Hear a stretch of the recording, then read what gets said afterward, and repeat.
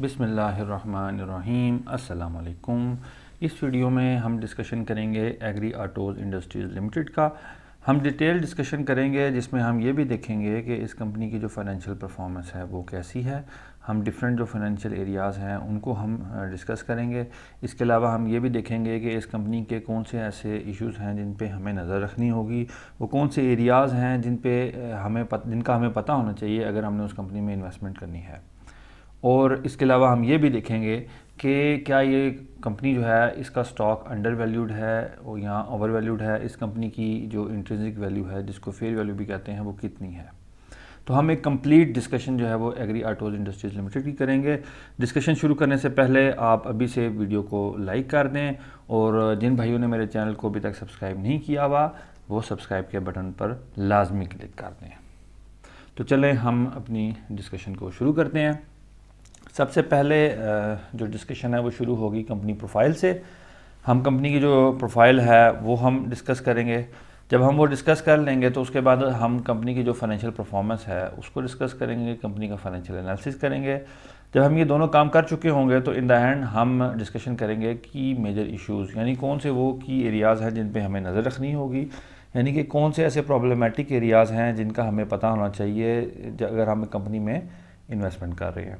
और उसके साथ हम डिस्कस करेंगे कंपनी की इंट्रिंसिक वैल्यू की। हम देखेंगे कंपनी की इस वक्त फेयर वैल्यू जो है वो कितनी है, क्या कंपनी का स्टॉक जो है वो इस वक्त ओवर वैल्यूड है या अंडर वैल्यूड है। ये सारी डिस्कशन जो है वो हम इस सेक्शन में करेंगे। तो चले हम अपनी डिस्कशन को शुरू करते हैं। सबसे पहले हम देखते हैं कंपनी की प्रोफाइल को। अगर हम बात करें नेचर ऑफ बिज़नेस की, यानी कि ये जो कंपनी है इसका जो बिज़नेस है वो है क्या। देखें, ये जो कंपनी है एग्री ऑटो इंडस्ट्रीज़ लिमिटेड, ये बेसिकली जो गाड़ियां हैं, मोटरसाइकिल हैं और इसके अलावा जो ट्रैक्टर्स हैं इनके स्पेयर पार्ट्स बनाती है। जैसे जो मोटरसाइकिल के शॉक्स होते हैं वो हो गया, या ट्रैक्टर्स के जो मुख्तलिफ स्पेयर पार्ट्स हैं वो हो गए, या गाड़ी का जो शीशा नीचे करने वाली जो डिवाइस होती है, जो सिस्टम होता है वो हो गया। इस तरह मुख्तलिफ जो स्पेयर पार्ट्स हैं वो कंपनी बेसिकली बनाती है। इन्होंने लाइसेंस लिया हुआ है बाहर वाली कंपनी से और यहाँ जो है वो बेसिकली मैन्युफैक्चर कर रहे होते हैं। तो कंपनी बेसिकली जो ऑटोमोबाइल इंडस्ट्री है उसके बिज़नेस में जो है वो इन्वॉल्व है। और अगर हम अगली बात करें अगर इसके कंपेटिटर्स की, तो जो दो मेजर कंपेटिटर्स हैं कंपनी के, उनमें सबसे पहले बेला ऑटोमोटिव लिमिटेड हैं और दूसरा है दीवान ऑटोमोटिव इंजीनियरिंग लिमिटेड। ये दो कंपनी के मेजर कंपेटिटर्स हैं। अच्छा, अगर हम बात करें ऑडिट रिपोर्ट की, तो जो इनके ऑडिटर्स हैं, एक्सटर्नल ऑडिटर्स हैं, वो हैं EY Ford Rhodes chartered accountants, एक वेल नोन ऑडिट फर्म है। और लेटेस्ट अगर आप ऑडिट रिपोर्ट देखें तो वो अनक्वालिफाइड ऑडिट रिपोर्ट है। अनक्वालिफाइड ऑडिट रिपोर्ट मींस कि उन्होंने कोई ऑब्जर्वेशन या कोई ऐसा इशू नहीं मेंशन किया रिपोर्ट में जो कि उनको नज़र आया है फाइनेंशियल स्टेटमेंट में, यानी कि क्लीन रिपोर्ट है। जब आप इन्वेस्टमेंट करने जा रहे होते हैं या ट्रेडिंग करने जा रहे होते हैं तो आपने देखना होता है कि कंपनी के ऑडिटर्स जो हैं उन्होंने कोई ऐसी चीज़ तो मेंशन नहीं की, कोई ऐसा इशू तो रेज़ नहीं किया जिस पे आपको अलर्ट हो जाना चाहिए। तो ऑडिट रिपोर्ट इस हवाले से बहुत अहम होती है। तो कंपनी के जो ऑडिटर्स हैं उन्होंने ऐसी कोई ऑब्जर्वेशन या कोई इशू जो है वो रेज़ नहीं किया। क्लीन रिपोर्ट जी है जिसको कहते हैं अनक्वालिफाइड ऑडिट रिपोर्ट। तो ये तो कंपनी की जो प्रोफाइल है वो हमने अंडरस्टैंड कर ली कि नेचर ऑफ बिज़नेस क्या है, कंपेटिटर्स कौन कौन से हैं और ऑडिट रिपोर्ट में क्या था, कोई ऐसा इशू तो नहीं था। तो कंपनी की जो प्रोफाइल है वो तो अब हमने कंप्लीट कर ली। इसके बाद हम चलते हैं फाइनेंशियल एनालिसिस की तरफ। सबसे पहले अगर हम बात करें अर्निंग पर शेयर की, तो लेटेस्ट अर्निंग पर शेयर जो कंपनी ने दिखाया है वो है 22.6। अच्छा, कंपनी की अगर हम हिस्टोरिकल अर्निंग पर शेयर को देखें तो इसमें हमें ग्रोथ भी नज़र आती है। हाँ, पिछले एक साल में कंपनी को हल्का सा लॉस हुआ था, लेकिन उससे अगले साल फ़ौरन जो है रिकवर किया। ओवरऑल ऑटोमोबाइल इंडस्ट्री में ऑब्वियसली एक प्रेशर जो है वो था, कुछ एक्सचेंज की वजह से, एक्सचेंज रेट की वजह से कंपनीज जो है उनको लॉसेस बियर करने पड़े। खैर, लेकिन ये है कि एग्री ऑटोज़ इंडस्ट्रीज़ लिमिटेड जो है वो अर्निंग जो है वो मुसलसल दिखा रही है और उसकी अर्निंग में ग्रोथ भी नज़र आ रही है। तो ओवरऑल जो इसकी अर्निंग है वो अच्छी दिखाई दे रही है। अगर हम बात करें प्राइस टू बुक वैल्यू की, तो इसकी जो प्राइस टू बुक वैल्यू है वो 1.01 है, जो कि वेल विद इन लिमिट है। अच्छा, इसके अलावा अगर हम प्राइस टू अर्निंग रेशो की बात करें तो price to earning ratio stock की 10.57 है, जो कि कम है, जो हमारे लिए अच्छी बात है। एज अ इन्वेस्टर जितनी प्राइस टू अर्निंग रेशो कम हो, प्राइस टू बुक वैल्यू कम हो, हमारे लिए वो स्टॉक ज़्यादा अच्छा होता है। अच्छा, ये स्टॉक जो है वो एक डिविडेंड पेइंग स्टॉक है, इसकी हिस्ट्री है, ये डिविडेंड पे करता आ रहा है, हमारे लिए अगेन एक अच्छी चीज़ है। इसके अलावा अगर हम कैश फ्लो पर शेयर की बात करें तो वो नेगेटिव 13.39 है। हाँ, ये वो एरिया है जो एक क्वेश्चन मार्क है, यहाँ कंपनी अच्छा परफॉर्म करती हुई दिखाई नहीं दे रही। बुक वैल्यू की बात करें तो बुक वैल्यू मुसलसल जो है वो उसमें इंक्रीज़ आ रहा है, अच्छी बात है, और इस वक्त करंट जो बुक वैल्यू है वो 154 पर है। इसके अलावा अगर हम करंट रेशो की बात करें तो वो 2.47 है, और long term debt to equity ratio की बात करें तो वो 0.44% है, जो कि बहुत कम है, जो कि अगेन एक बहुत अच्छी बात है। ओवरऑल अगर आप देखें कंपनी की फाइनेंशियल परफॉर्मेंस को तो वो आपको अच्छी नज़र आती है, एक स्टेबल फाइनेंशियल परफॉर्मेंस जो है वो आपको नज़र आ रही है।